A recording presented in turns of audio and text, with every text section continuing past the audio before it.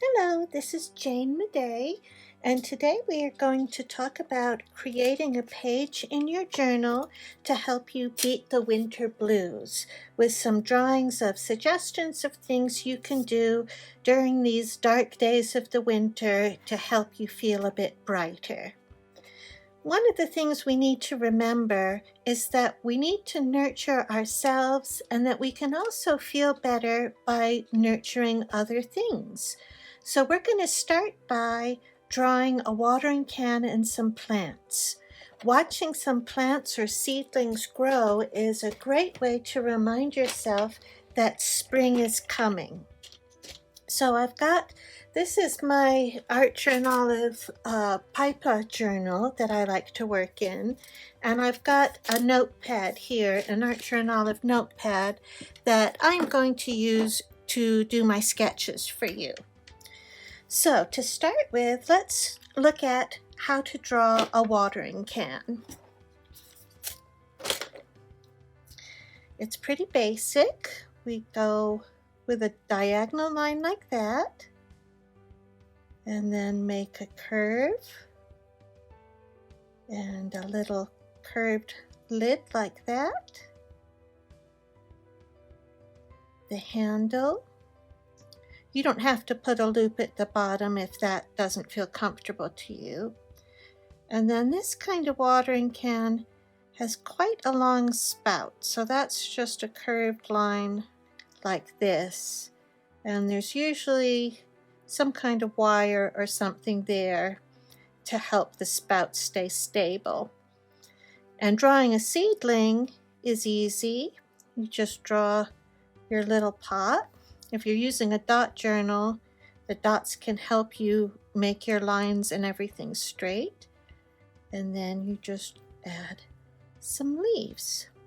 And I like to fill in empty spaces in my journal with little things that go in between the lettering. So if you want, you can add some water droplets like I've done here that help fill in some of that empty space.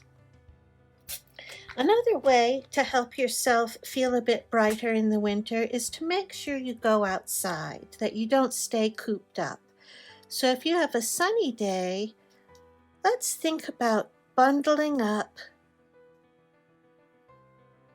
and going outside to enjoy that crisp, cool weather. Get some vitamin D from that sunshine. So we've got hat and mittens. Start with the diagonal line. If you're worried about making the thumb, if you want, what you can do is just start with a shape like that and then add the thumb onto it. Drawing a scarf can be a little bit hard, so what I like to do, start with an oval and then draw your lines like that. Now, there's a couple of different ways you can draw a scarf. One way is you draw the part that's flipped over and then draw the other part that goes underneath, and then you just erase that part like that. Or another way you can do it, here's my oval, it goes around like that. Now if you want to draw a knot, draw the loop that goes over the top, divide that to make it look more like a knot, and then you have the ends that come out on either side of the knot, and you can make them go however you want them to go.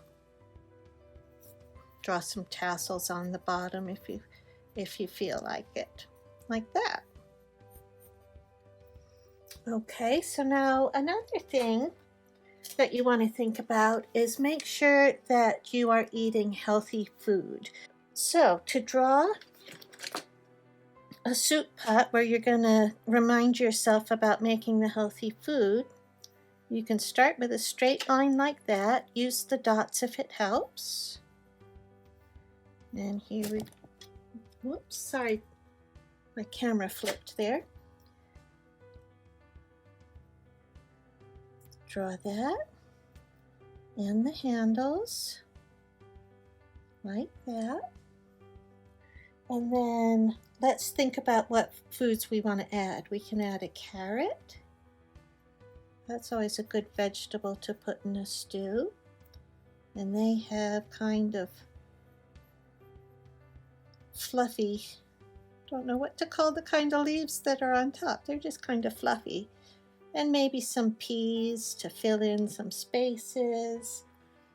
Maybe some spinach. So we'll draw the stem like that. And then draw the leaves are just kind of a bobbly shape like that. That's the leaves. Add a few more peas, fill in the space. And then maybe, this can be a turnip. You could also make an onion or potatoes, whatever kind of things you like to add to your stew. And then if you want, make your pot look a bit more interesting, maybe add some decorations to it like that. Or even more decorations to it. Whatever you want to kind of liven that up. Now, another thing that helps me a lot, of course, is my journal. I like to journal about plans that I have coming up, vacations, things that might excite me about spring, and that helps get you into a good mindset. So to draw a journal, start with a diagonal line like that, and then make the pages on one side, pages on the other side. And you want to show a little depth, so make a couple of straight lines like that. And that makes the depth of the pages. And then if you want the cover to show, that just goes a little bit around the outline like that. If you want to draw a pencil, draw two parallel lines like this. Make a point at the end. Now pencils, where they're sharpened, it usually has those little bumps, so you draw that like that. And then to add at the end of the pencil, I like to add the place where the eraser goes, like that. And there you have a little doodle of a pencil. Let's see what else we have to draw. One thing that helps a lot is making sure you get some good exercise. Doing yoga or meditation or stretching exercises are all good for your mental health. Now, I find it very difficult to draw people, and I certainly don't like drawing myself, so I usually draw my dog doing the activities that I'm thinking about doing. So let's talk about drawing the dog. I'm going to get this piece of paper off here. There we go. We'll work on the back of that. So to draw a dog, start with sort of a peanut shape, like that. It's a little bit, it's narrow at this end than at that end, and this is where the head is going to go. So you draw your head, there's the head, like that. Okay, and I used the tail. Once again, I like to fill in where there might be empty space, so I made the tail curve into that empty space. So there is my tail. So to draw the head, let's draw another circle here like that, because my dog has a patch, a brown patch here. There's his eye. Let's erase where where the head joins on there. And we'll make his floppy ear like that. And then we're going to extend that to make his nose. And a smile, of course, because he's a smiley dog. So there's his face. And because he's doing yoga, that's why his bottom is up so far in the air. He's doing the downward dog pose, of course. And so you draw, here's one leg. And then you want to show all the legs. Here's his other leg. And then he's got his arms out in front of him, like that. And so then you just refine it as you go. Erase the lines that you don't need, like that, before you go over it and make your ink lines. So there is your little dog. Woof. Now, what else do we have left on here?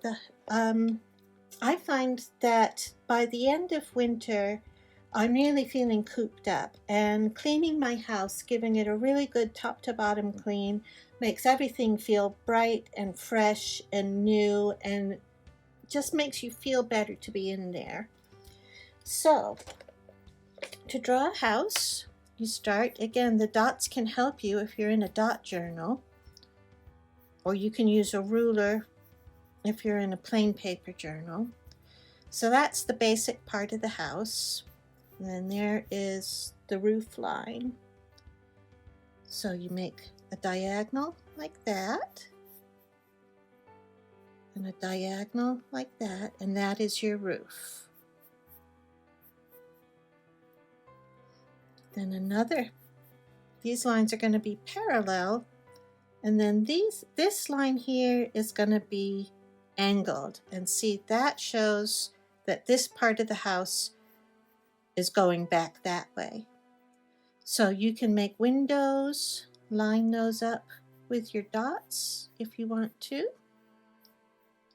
You can make a door, and the top of the door, that's going to be on an angle too. And the windowsill, that's all on an angle, so that it all looks like it's going back that direction. Add a chimney if you want. And I generally, let's make this a bit longer so that it fits better under that roof.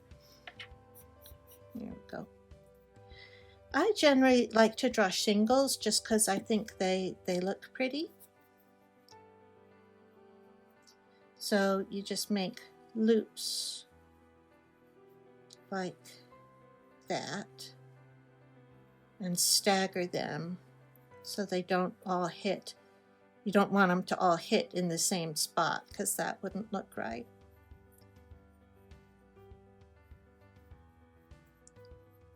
And that is how you draw a house. And you can add whatever you want, add details, window sills, add the inside of the windows if you want, doorknob, some smoke, whatever you want. Here, again, I used the smoke from the chimney to fill in this white space. I like, in my journal pages, I like the white spaces to be filled with little details that help draw your eye around the page. I think that makes for a more interesting composition. So that is how you draw and doodle some different things that you can put in your journal to help you beat the winter blues. I hope you enjoyed that, and I'll see you again next time. Thanks a lot.